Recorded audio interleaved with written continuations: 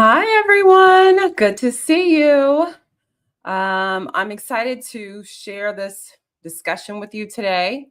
I'm going to jump right in to today's live. Eureka Cole, the church attorney here. Another interesting topic. And I'm going to be sharing some information directly from the Office of Public Affairs from the U.S. Department of Justice related to as it says, Jacksonville minister that pleads guilty to tax crime. But I really want to tie this in, not so much about this particular individual who I don't know. And again, he did plead guilty. So I think there is the presumption there. So I want to make sure a presumption there because he did plead guilty that these allegations he has indicated are true. But it's really the bigger point that I want to make sure we cover, the bigger issue I want to make sure we address is how we can, within our churches, do our part as best we can to protect both the vision and the visionary. And a big part of that is governance. I can see you all here. Welcome. The church governance is just such a huge component, and you'll really see that as we sort of weave into the discussion today. So, first of all, I told you that in just a matter of minutes, you'll be able to understand the non-negotiable governance basics that every church needs and how to fix the gaps before they turn into legal, financial, or reputational problems. So this is about, from my perspective, as someone who loves God, loves the church, loves his people, it's really protecting the God-given vision of the church as well as the visionary leadership. And ultimately, we all want to, I think, honor God with our stewardship. I have had the pleasure of being a part, representing churches, denominations for any number of years, and I've never had, or let me say, I've rarely had a pastor like, oh, I just want to do all the wrong things, right? Like for the most part, pastors, church leaders, they want to do the right thing, but it's important for us to really have clarity around what that is. So glad that you all are here to join the discussion. So first, I'm going to just start from reading directly from the U.S. Um, Department of Justice site. So this is what it says. It says Jacksonville minister pleads guilty to tax crime.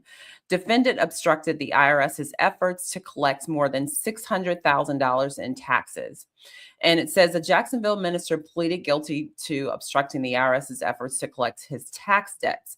According to court documents and statements made in court, I'm not going to say his name, operated a ministry under various names, and in 2016 filed his tax return that properly reported that he earned more than $1.4 million in income and owed more than $600,000 in taxes. He did not, however, pay those taxes to the IRS and instead came up with a scheme to deceive the IRS. A few months later, when the IRS attempted to collect his unpaid taxes, including by placing liens on his properties and attempting to levy his bank accounts, the pastor amended his 2015 tax return to falsely remove nearly 1.3 million in income that he had previously reported.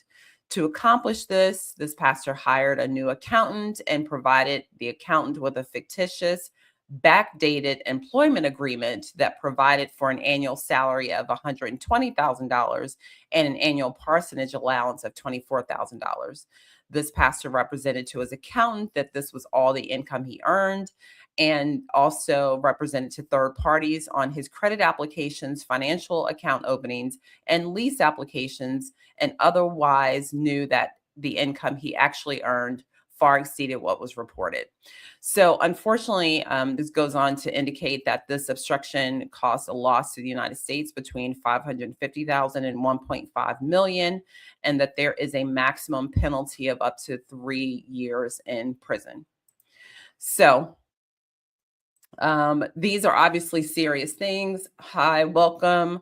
I'm definitely not AI. I don't know who would even ask that question. I'm going to just ban and delete on that one. So the bottom line is we really want to make sure that we give strong attention to the internal operations of our church. It's amazing how sometimes we think that this is sort of administrative, right? It's not really important. It's just kind of administrative.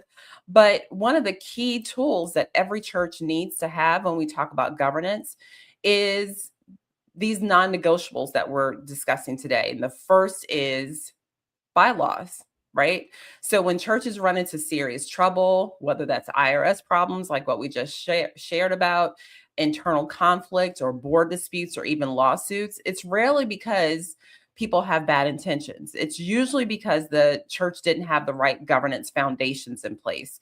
So we're not talking about red tape, right? It's really about stewardship, about protecting the mission that God entrusted to the church and to the people who lead it, because we want both the vision and the visionaries to be protected. So today I want to just walk you through some core governance areas that every church has to get right and show you practical tools that makes this manageable. It doesn't have to be overwhelming. So again, let's start with the document that quietly controls almost everything that your church does, and that's the bylaws. So the bylaws is the most overlooked risk tool. Why? Because bylaws are a legal document. Yes, it's an internal governance document, but it's definitely a legal document. So it's really critical that we understand what the law requires in the operation of the church. So the articles of incorporation, for example, are filed with the Secretary of State wherever your church is formed. But internally, right, as relates to its operations, that is a document, the bylaws, that is managed internally, right? So it's something that your church has to make sure it keeps record of, that it keeps it current, and that you have the most recent version of the document, which can also be an issue. So one of the most common problems is outdated bylaws. And when I say outdated, if they haven't been reviewed in 10 or 20 years, they're certainly going to be outdated, right? Because the laws change every year. There are significant legal changes, and you've got to make sure that they are updated accordingly. And then bylaws that don't match what you actually do, right? There a lot of times when I've connected with churches and I'll ask for their bylaws, they'll say, well, here they go, but we don't really operate like that. And so the bottom line is, if you have bylaws that aren't incongruent with how you actually operate, then that's going to be an issue, right? That's a common problem. And then, I love churches and church leaders. You all are wonderful sharers, but sometimes this isn't a good area to share, right? When you're just using somebody else's bylaws, right? They're just borrowed from some other church leader, and they don't fit the state law where you are. They don't fit the church structure of how you operate. So borrowed bylaws probably aren't serving you that well. So when do bylaws need to be updated? They're generally need to be updated when there are significant changes in the law, or when you're having significant internal changes, right? So maybe you used to be a part of a denomination, or maybe you didn't have any insights as to like what you were supposed to be doing when it came to maybe transitions or bringing on a new pastor.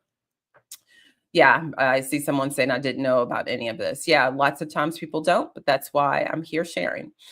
So it's really critical that you update your bylaws as if state law changes, if federal law changes, if there's a change in terms of your internal operations, if there's a change in terms of your internal leadership structure, right?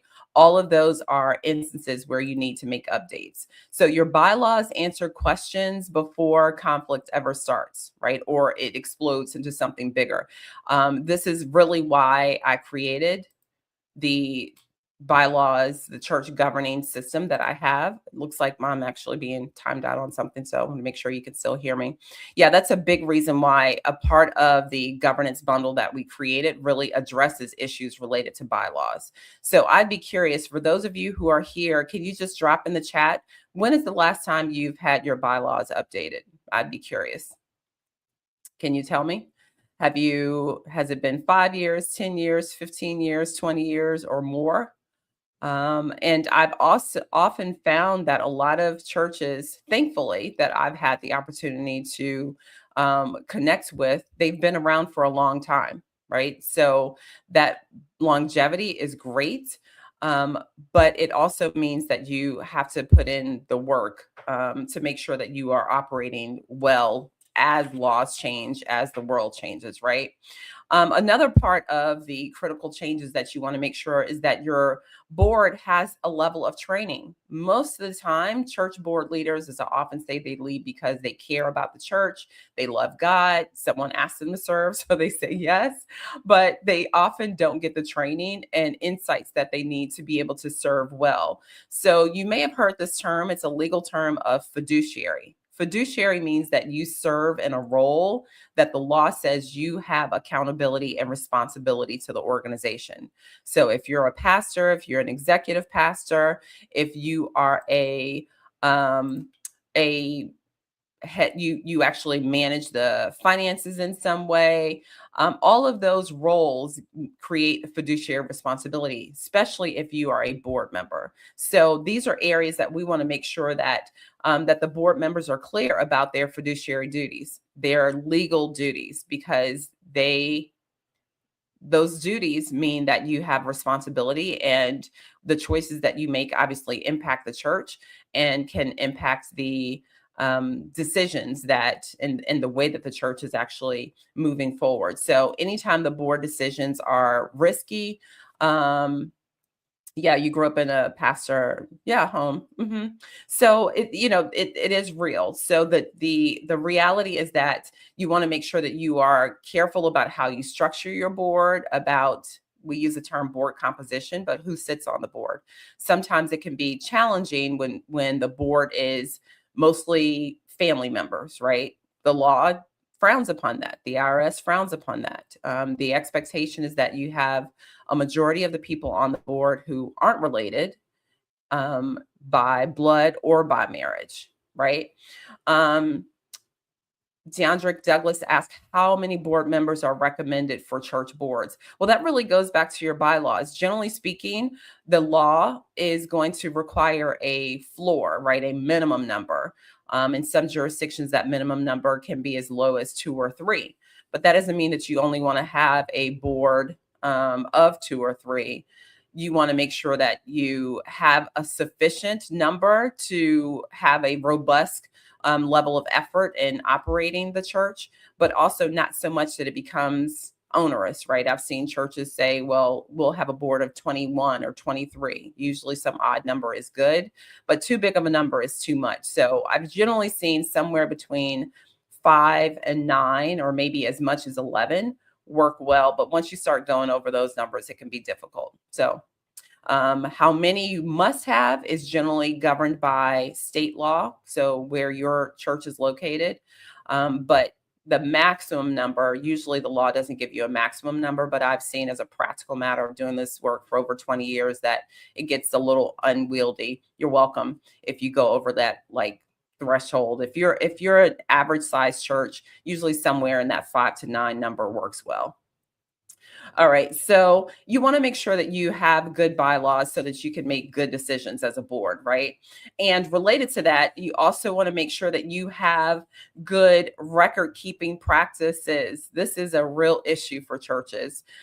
Record keeping can be a problem because sometimes the people keeping the records aren't aren't maybe in the best situated to maintain those records. So sometimes people are keeping records in their personal home, and they are the only people who can have access to the records. Sometimes when there's leadership changes, then the people who used to be in leadership take all the documents with them, and so then the new leadership doesn't have access. That could be a real problem. Lost records after leadership changes, those are issues. Key documents held by individuals instead of at the church or within the church operations is a problem. And then no centralized like document retention system. Like, how do we know what documents to keep and for how long, right? These are really where key policies come into play and are necessary. So I really want to just make sure you also have a sense of just how, thank you so much, Kathy. Glad to share this information. just an important sense of how much governance there is regarding church operations. Um, some people are under the impression that churches are kind of unwieldy, right? That there's no depth of regulation around them. But I really say that I think in a lot of ways, churches are one of the most highly regulated organizations because of the tax exempt status benefit, right? So for profit businesses, I, in general, have a lot more flexibility in terms of if you're a for profit corporation and you want to have a board that is mostly your family members, a lot of times you can just do that, right? That may make sense. But if you're a tax exempt organization, that is not deemed appropriate. There's higher regulation and higher standards around that. And then frankly, if you are a church, then you also have the higher standard that is God's standard, right? So we want to make sure that church leaders really have the benefit of um, of being able to know what is appropriate for those internal governance and those operations, right? So sometimes because people don't have a good sense of how particular or specialized church law is, they might think, well, we'll just make use of someone who's in the pews, right? So, another attorney who's in the pews, and that could work, but a lot of times it doesn't work because if that person's specialty is, let's say, they do family law, they focus on divorce cases, right? That is not church law. This is a very specialized area, and you want to make sure that you're working with someone who understands that. And then there's also matters around, I'll sort of wrap this up when we talk about protecting the vision and the visionary. When you're in that leadership role, you are expected to make decisions that are in the best interest of the organization and not just in your own personal interest. So when we started off at the top of this, we were talking about, unfortunately, a minister that pleaded guilty to owing over $600,000 in tax debt. Well, really, internally, there should be a policy related to financial matters and operations, because this is often the area where churches honestly get a bad name, and we don't want to see that happen. So I actually completed and put together, this is something that my team has been working on for a while. All right, James, I'm going to have to pause you here, okay? Um, Churches can really benefit from making sure that they have one place where they can get access to documents and information that's really key to their governance, because we don't want to see issues like what we're seeing now, right? Where there's IRS issues, where there's, I mean, this individual, this pastor has a potential of 3 years in prison. I mean, this is not the kind of prison ministry, right, churches want to do. So I want to make sure that you have the tools that you need to be successful. I'm just going to drop it actually in the comments. You'll be able to get this governance bundle, and it includes information about how to maintain your bylaws and update information as is needed. It's a webinar from me along with a key checklist. You'll also get information that includes what are the fiduciary board member responsibilities, right? I bet 99% of board members have never received anything like that. This is one of the minimum things you could do to help your church. There's also a bonus there that is a way that the board can do a self-assessment. So it's a really amazing self-assessment tool. And I want you to be able to have those things. So check out the core governance bundle. I've put that information there in the comments. I would love for you to be able to have it. Take a look. Let us know if you have any questions. I'm glad that we've been able to have this time together. And I hope that this is a resource that you will make use of going forward. Blessings to you. Have a great rest of the day. Bye-bye.